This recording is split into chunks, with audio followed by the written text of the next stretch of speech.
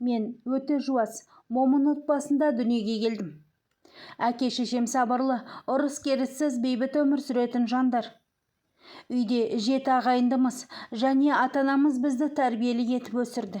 Сондықтан көршілеріміз біздің үйдің ол қыздарына сүйсіне қарап, әке-шешемізді құрметтейтін. Отбасылық жағдайымыз орташа болды. Біреуден алда, біреуден артта өмір сүріп жаттық. Әкем мен анамның мейірімділігі мен тәрбиесінің арқасында біз бір-бірімізге қамқор болып өстік. Әкем көп кітап оқып, бізге қызықты әңгімелер айтып беретін. Ал анам әлемдегі ең дәмді тағамдарды дайындайтын. Олар ешқашан бізге дауыс көтермей, қателігімізді түсіндіріп, дұрыс жол көрсететін. Біз де ата-анамыздың сенімін ақтауға тырыстық. Отбасымыздың берекесі мен бірлігі біз үшін ең маңызды құндылық болды. Әр мерекені бірге атап өтіп, дастархан басында қызықты оқиғаларымызбен бөлісетінбіз. Бұл сәттер бізді одан ары жақындастырып, бір-бірімізге деген сүйіспеншілігімізді арттырды. Қандай жағдай болмасын, біз бір-бірімізге қолдау көрсетіп отырдық. Жылдар өтіп жатты. Аға әпкелерім мамандықтарын бітіріп, өз теңдерін тауып жатты. Мен де бой жетіп оқуға құжат жинап жүрген кезімде менің тағдырым түбегейлі өзгеріп кетті.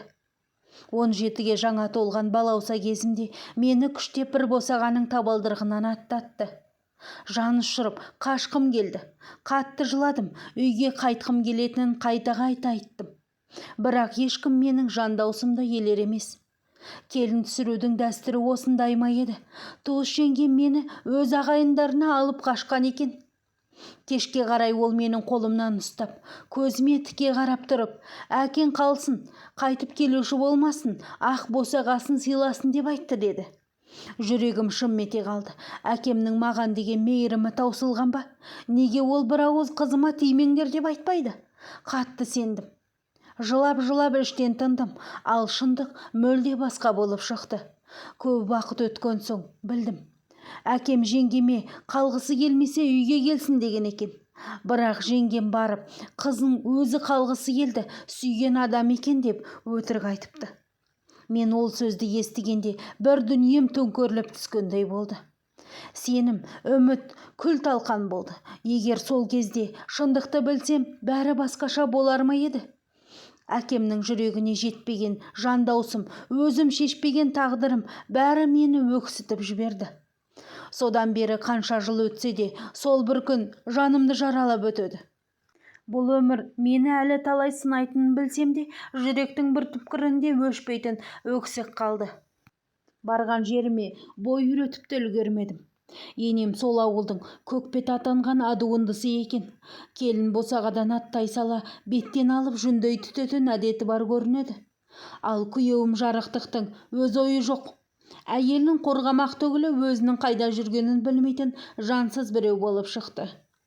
Келген күнімнен бастап ол үйдің құлына айналдым. Қара жұмыстың астында қалдым. Тамақ ішудің не екенін де ұмыта бастадым. Енем қасымда тұрып алып, ас дайындағанымның өзінде әр қасық май мен әр түйір күрішті санап тұрады. Сұйық майды кішкентай қасықпен құясың, күрішті 2 кеседен артық салмайсың, 2-ақ картоп қосасың. 3-4 адамға ғана жететін тамақты 6 адамға әзірлейтінмін. Оның 4-еуі ер кісі, қарындары қампиған, ауқатты жақсы көретіндір. Бірақ енемнің өз есебі бар.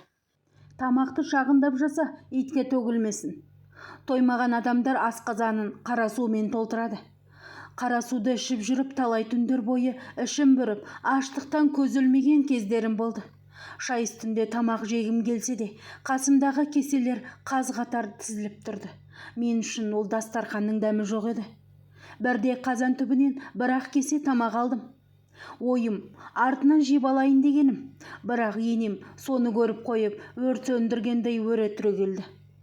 Келмей жатып, тамақты тығып бөлектеніп жатсың ба? Сұр жылан.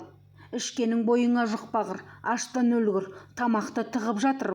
Енемнің ащы даусы құлағымда әлі жаңғырады. Қолымнан жұлқып жерге құлатқанша.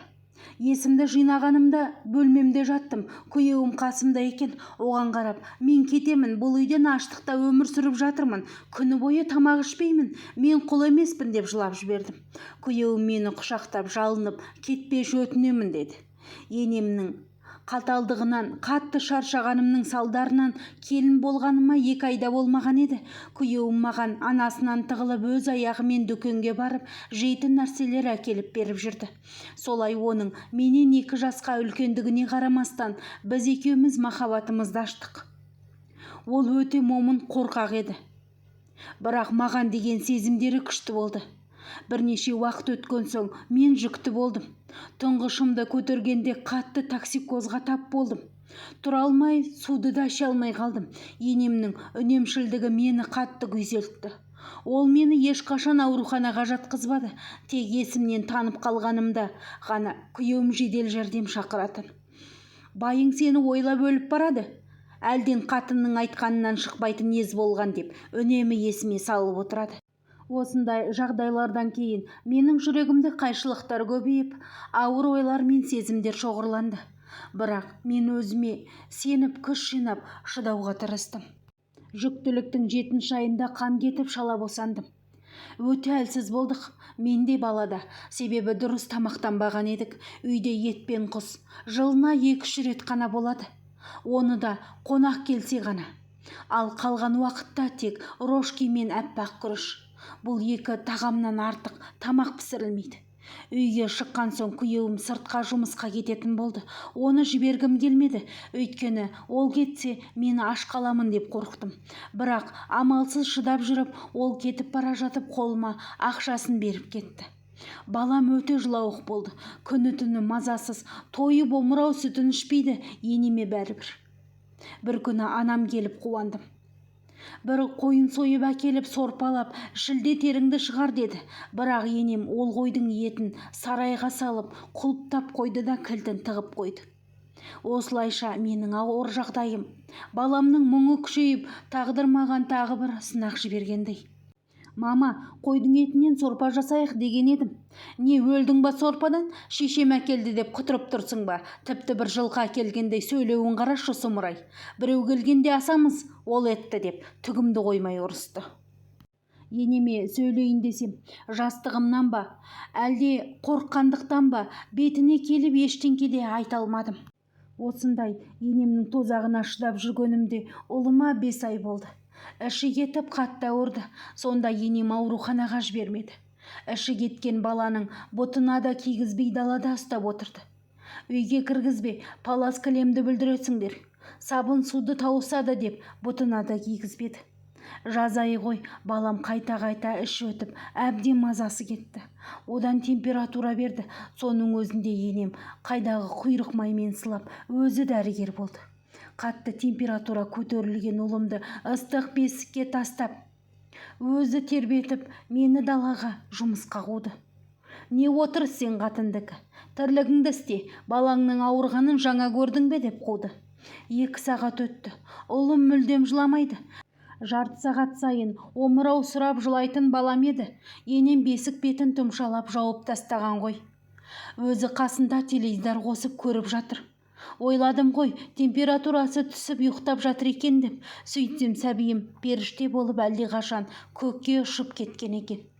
Оны кешке сағат 7-лер шамасында білдім. Онда да енем туалетке кеткенде бесіктегі қошақанымның тынысын тексергім келіп қарап едім. Ұлым деген көгеріп кеткен, ешқандай тыныс белгісі жоқ. Пысылдап ұйықтап жататын тәтті сәбиімнің денесі сұп-суық. Дереу шешіп алсам да денесі былық-сылық. Сол кезде енем үйге кірген бойы мен айғайлап жылап жібердім. Бала қозғалмайды, тынысы жоқ деп. Енем қолын алып үнсіз отырды. Өліп қалды. Ол өліп қалды. Бұл сөзді есту мен үшін ауыр болды. Сенгім келмей енемнің қолындағы сәбиімді тартып алып, омырауымды шығарып аузына тығып жатырмын. Қошақаным, мә, емші, көзіңді ашшы. Қанша жылапсам да бөбегім сол күйі тұрмады. Ертеңіне туыс туғандар жиналып көңіл айтып жатыр. Сонда да енем, Мына қатын балаға дұрыс қарамай өлтіріп тынды, деп көзінен сора сағып жылап жатты. Мен ол кезде есімнен танып қайта-қайта дәрі ішумен болдым. Көп ұзамай өзіме келіп, күйеуімді барлығын шақырып ажырасуды айттым. Ешкім ештеңке демеді. Күйеуім мені жақсы көрсе де, анасының айтқанынан аса алмай менімен ажыраса салды. Менің шындығымды туған бауырым ғана біледі. Олар мені еш уақытта далаға қалдырмады. Ағаларым ақша жинап, мені оқуға түсірді. Барлық жағдайымды жасады. Оларға Алла разы болсын деймін.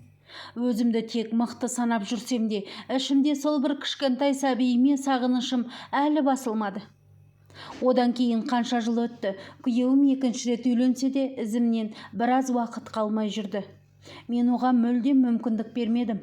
Жасым 26-ға келгенде ақ көйлек киіп ұзатылдым. Екінші рет күйеуім, ата-енем өте жақсы адамдар болды. Бір қызығы, мен келін болған ауылға тағы да келдім. Бәрі мені таниды. Тағдырым осылай болар. Дүкенге барып қайтқан сайын бұрынғы тозақ үйімді көремін. Бірақ бұрынғы енеме кіші келін жазасын беріп отыр екен. Ол тек мені ғана басынған екен. Кіші келіннің құлы болып жүргенін ауыл өсек етіп айтып жүр. Бір ауылда тұрғасын, арасында дүкеннен енемді көріп қаламын. Баяғыда емес, жүзіме тіке қарамайды. Бірақ мен еш уақыт ол кемпір мың жерден жауыз болса да сәлем беріп өтемін. Өйткені мен қазір бақыттанамын. Екінші күйеуімнен 5 балам бар. Ата-енем мен анам жақсы араласып тұрады. Өте тату отбасы болдық. Аллаға шүкір.